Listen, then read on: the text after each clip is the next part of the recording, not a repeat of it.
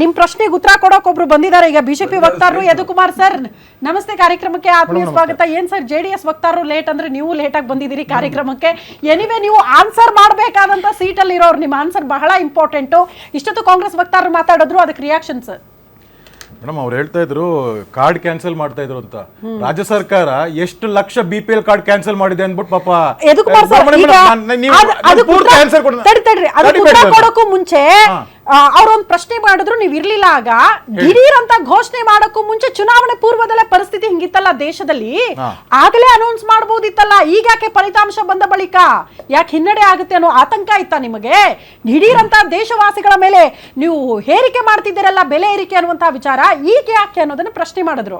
Okay madam, ಅವ್ರಿಗೆ ಗೊತ್ತಿರಬೇಕಾಗುತ್ತೆ ಯುದ್ಧ ಶುರುವಾಗಿದ್ದು ಫೆಬ್ರವರಿ 28 ಆಗಿರುವಂಥದ್ದು. ಅವತ್ತು ಅಷ್ಟೇ ಫೆಬ್ರವರಿ 9 ಹರ್ದೀಪ್ ಸಿಂಗ್ ಪುರಿ ಅವರು ನಮ್ಮ ರಾಷ್ಟ್ರದ ಸ್ಟಾಕ್ ಎಷ್ಟಿದೆ, LPG ಎಷ್ಟಿದೆ ಇದೆ, ಸ್ಟಾಕ್ 85 ಡೇಸ್ ವರೆಗೂ ಬರುವಂಥದ್ದು ಯಾವುದು ಅಂತ ಎಲ್ಲ ಪ್ರತಿಯೊಂದು ಹೇಳಿದಂಥದ್ದು, ಸಂಸತ್ತಿಗೆ ಹೇಳಿದಂಥದ್ದು. ಇವ್ನ ಈ ಒಂದು ಹುಚ್ಚುತನದ ಅಂದ್ರೆ ಯಾವ ಒಂದು ಅಮೆರಿಕದ ಹುಚ್ಚುತನದ ಇದರಿಂದ ಯುದ್ಧ ನಡೀತಾ ಇದೆ, ಅದನ್ನ ಯಾರು ಡಿಕ್ಲೇರ್ ಮಾಡಕ್ ಆಗ್ತಾ ಇರಲಿಲ್ಲ. ಯಾವತ್ತು ನಿಲ್ಲುತ್ತೆ, ಯಾವತ್ತು ಹೋಗುತ್ತೆ ಅಂತ ನಾವು ತಿಳ್ಕೊಂಡಿದ್ವಿ. ಸೀಸ್ ಫೈರ್ ಆದ್ಮೇಲೆ 1 ವಾರ ಆಗ್ಬೋದು, ಇಲ್ಲ ಸೀಸ್ ಫೈರ್ ಆದ್ಮೇಲೆ ನಿಲ್ಬೋದು ಅಂತ. This is a global crisis. ಅವ್ರಿಗೆ ಗ್ಲೋಬಲ್ ಕ್ರೈಸಿಸ್ ಕಾಂಗ್ರೆಸ್ ಕ್ರೈಸಿಸ್ಗೂ ಡಿಫರೆನ್ಸ್ ಗೊತ್ತಾಗಲ್ಲ. ಯಾಕಂದ್ರೆ ಇಲ್ಲೂ ಕ್ರೈಸಿಸ್ ಇದೆ, ಅಲ್ಲೂ ಕ್ರೈಸಿಸ್. ಒಂದು ಸರ್ ತಾವು ನಿಮಗೆ ಗೊತ್ತಾಗುತ್ತೆ, ನಮಗೆ ಗೊತ್ತಾಗಲ್ಲ ಸರ್. ತಾವು ಮಾತಾಡಿ. ಗ್ಲೋಬಲ್ ಕ್ರೈಸಿಸ್ ಇರಬೇಕಾದಾಗ it's responsibility of the government. ಅಂದ್ರೆ ಇಡೀ ರಾಷ್ಟ್ರದ, ಇಡೀ ಪ್ರಪಂಚದ ಎಲ್ಲಾ ರಾಷ್ಟ್ರಗಳು ತತ್ತರವಾಗಿರುವಾಗ we maintain the LPG prices or the ಏನಂತಾರೆ petrol diesel prices maintain for 75 days. ಇವತ್ತಿಗೂ ಮೇಂಟೈನ್ ಮಾಡ್ತಾ ಇದ್ದೀವಿ. ಕನ್ಸ್ಯೂಮರ್ಸ್, ಲೋಕಲ್ ಕನ್ಸ್ಯೂಮರ್ಸ್ಗೆ, ಬಡ ಜನರಿಗೆ ಯಾವುದಕ್ಕೂ ರೈಸ್ ಮಾಡಿಲ್ಲ. ಹೌದು, ಕಮರ್ಷಿಯಲ್ ಸಿಲಿಂಡರ್ ರೈಸ್ ಮಾಡಿದಂಥದ್ದಾಯ್ತು, ಬಿಕಾಸ್ ದಟ್ ವಾಸ್ ಏನಂತ ಬ್ಯಾಲೆನ್ಸಿಂಗ್ ಆಕ್ಟ್ ಮಾಡಬೇಕಂತ. ಈ ಒಂದು 75 ದಿನದಲ್ಲಿ ಆಯಿಲ್ ಮ್ಯಾನುಫ್ಯಾಕ್ಚರಿಂಗ್ ಕಂಪನೀಸ್ ಅವರು ಆ ಒಂದು ಏನು ಹೊಡೆತ ಏನಿತ್ತು 10 ರೂಪೀಸ್ 12 ರೂಪೀಸ್ ಅದು ಜನರ ಮೇಲೆ ಹೊಡೆದಿರಾ, ದೇ ಟುಕ್ ದಟ್. ಅಲ್ಲಿ ಇವತ್ತು it has gone beyond that. ಎಲ್ಲಿ ಅಮೆರಿಕ ತಾನೇ ಎಕ್ಸ್ಪೋರ್ಟ್ ಮಾಡುತ್ತೋ oil, it has increase more than 50% of the purchase ಅಲ್ಲಿ. And if you can list it ಅಂದ್ರೆ ವರ್ಲ್ಡ್ ಇದರಲ್ಲಿ ಎಲ್ಲ ಇದ್ರಲ್ಲೂ ಮೋರ್ ದೆನ್ 20-25% ಲಿಸ್ಟಿಂಗ್ಸ್ ಆಗಿರುವಂತದ್ದು, ಹೇರಿಕೆ ಆಗಿರುವಂತದ್ದು. ಆದರೆ ಭಾರತದ ಹಿತದೃಷ್ಟಿಯಿಂದ ವಿ ಹೋಲ್ಡ್ ಇಟ್. ಕೇಂದ್ರ ಸರ್ಕಾರ ಭಾರತದ ಕಾಮನ್ ಮ್ಯಾನ್ ನ ಹಿತದೃಷ್ಟಿಯಿಂದ ಹೋಲ್ಡ್ ಮಾಡಿದಂಥದ್ದು. ಬಟ್ ನಾವು when the oil manufacturing companies ಅವರು when they are the loss is more than 1000 crores per day, when the loss is more than 1000 crores and it is in the lakhs of rupees ಅಂದಾಗ, ಲಕ್ಷಾಂತರ ಕೋಟಿ ಇರಬೇಕಾದಾಗ observe ಮಾಡಕ್ ಆಗ್ತಾ ಇಲ್ಲ. ಇವತ್ತು ಏನ್ supply ಮಾಡ್ತಾ ಇದೀವಿ ಆಯಿಲ್ ಅನ್ನು, ಇದರಲ್ಲಿ central government is getting zero. The losses are been maintaining to the oil companies. ಮತ್ತೆ ಅವಾಗಲೇ ಹೇಳ್ತಾ ಇದ್ರು UPI ಪೇಮೆಂಟ್ ಅಂತ. This is UPI payment is the revolution. ಇವತ್ತು ಬಡವರ ಬಗ್ಗೆ ಯಾರ ಬಗ್ಗೆ ಏನೇ ಮಾತಾಡ್ತಾ ಇದ್ರು ಬಿಲಿಯನ್ಸ್ ಆಫ್ ಟ್ರಾನ್ಸಾಕ್ಷನ್ಸ್ ನಾವು ನೀವು ಮಾತಾಡ್ತಾ ಇರಬೇಕಾದಾಗ ಭಾರತದಲ್ಲಿ ನಡೆಯುತ್ತೆ. ಅಂಡ್ ಈ ಒಂದು ಮೆಥಡ್ ನ many foreign countries, the German chancellors, they have followed it. ಇದು UPI ಇದು ರೆವಲ್ಯೂಷನ್ಸ್ ಇದು.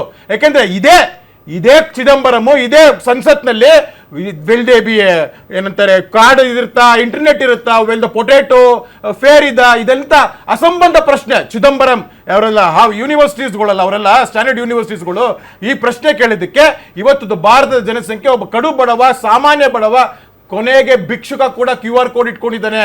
ಇದು ಸಹಿಸ್ಕೊಳಕ್ ಆಗ್ತಾ ಇಲ್ಲ ವರ್ಗದಲ್ಲಿ. ಈ ತರ ರೆವಲ್ಯೂಷನ್ಸ್ ಆಗ್ತಾ ಇತ್ತು ಅಂತ ಅಂದ್ಬಿಟ್ಟು. ಮತ್ತೆ ಇವ್ರು ಹೇಳ್ತಾ ಇದ್ರು ಸೂಜಿ ಕೂಡ ಉತ್ಪಾದನೆ. ಮೇಡಮ್, ಭಾರತ ಯಾವತ್ತು ಶ್ರೀಮಂತ ರಾಷ್ಟ್ರ ಆಗಿತ್ತು. ಇವನ್ನೇನು ಆವಾಡಿಗರ ದೇಶ ಅಂತ, ನಮ್ಮ ದೇಶನ ಬೇರೆ ದೇಶಕ್ಕೆ ಆವಾಡಿಗರ ದೇಶ ಅಂತ ಮಾಡ್ತಾ ಇದ್ರು. ಏನಾಯ್ತು ಅಂತ ಕೇಳ್ತಾರಲ್ಲ, 62ರ ಯುದ್ಧದಲ್ಲಿ ನಮ್ಮ ದೇಶದ ಭೂಭಾಗವನ್ನೇ ನಾವು ಕೊಟ್ಟಿದಂತದ್ದಾಯ್ತು. ಭೂಭಾಗವನ್ನು ಕೊಟ್ಟಿದಂತದ್ದಾಯ್ತು. ಪ್ರಶ್ನೆ ಕೇಳಿದಾಗ ಸಂಸದಲ್ಲಿ ಆ ಭೂಭಾಗದಲ್ಲಿ ಏನು ಬೆಳೆಯಲ್ಲ ಅಂತಂದ್ರು. ಅದಕ್ಕೆ ಇನ್ನೊಬ್ಬ ಸಂಸದ ಕೇಳಿದ, ನಿನ್ ತಲೆ ಮೇಲೂ ಏನು ಬೆಳೆಯಲ್ಲ, ಏನ್ ಮಾಡ್ಬೇಕು ನಿನ್ ತಲೆನ ಅಂತ. ಈ ತರದ ಅವಿವೇಕಿಗಳು ಕಾಂಗ್ರೆಸ್ನವರು.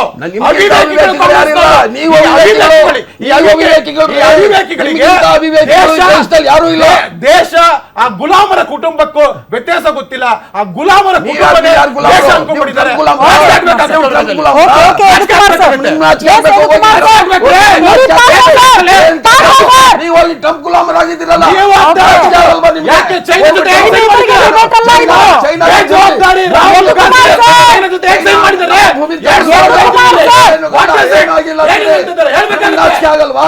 ನಿಮಗೆ ರಾಜಕೀಯ ಆಗಲ್ಲ.